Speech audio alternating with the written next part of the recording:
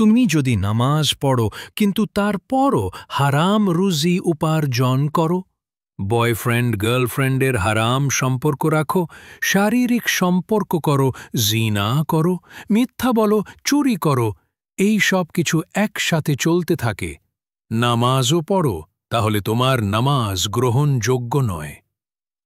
কারণ তুমি হয়তো মিথ্যাবাদী হতে পারো, আমি মিথ্যাবাদী হতে পারি, কিন্তু আল্লাহর কোরআন কখনো মিথ্যা নয়।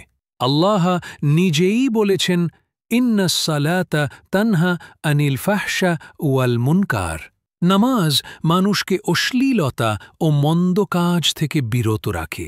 সুতরাং যদি তোমার নামাজ সত্যিকারের নামাজ হয়, তবে সেটা অবশ্যই তোমাকে গুনাহ থেকে দূরে রাখবে। আর এই আয়াতের সাথে মিলিয়ে দেখো, ফাওয়াইলুল লিল মুসাল্লিন, ধ্বংস তাদের জন্য যারা নামাজ পড়ে। মানে নামাজ পড়ে কিন্তু তারপরও তাদের জন্য ধ্বংস ঘোষণা করা হয়েছে। কেন? কারণ তারা নামাজের উদ্দেশ্যই বোঝে না। আর একটা হাদিসে এসেছে, যারা নামাজ পড়ে কিন্তু তাদের নামাজ ফেরেশতারা গুটিয়ে তাদের মুখে ছুঁড়ে ফেলে দেয়। মানে তুমি নামাজ পড়ছ, সময় দিচ্ছ, অথচ নিজেই নিজের নামাজকে নষ্ট করছ। নামাজের উদ্দেশ্য বোঝো। আমি কতবার বলেছি, মানুষকে বোঝাতে বোঝাতে ক্লান্ত। মা বাবাকে, বন্ধুদের, বড়দের বলেছি, তুমি আল্লাহর সামনে দাঁড়িয়ে আছো।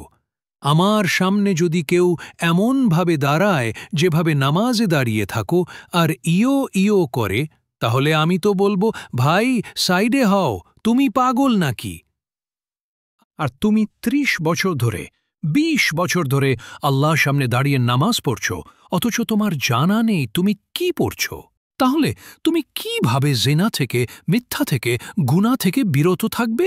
নামাজের মূল উদ্দেশ্য কি? এটা আমরা আলোচনা করেছি। নামাজে তোমার ঈমান রিফ্রেশ হয়।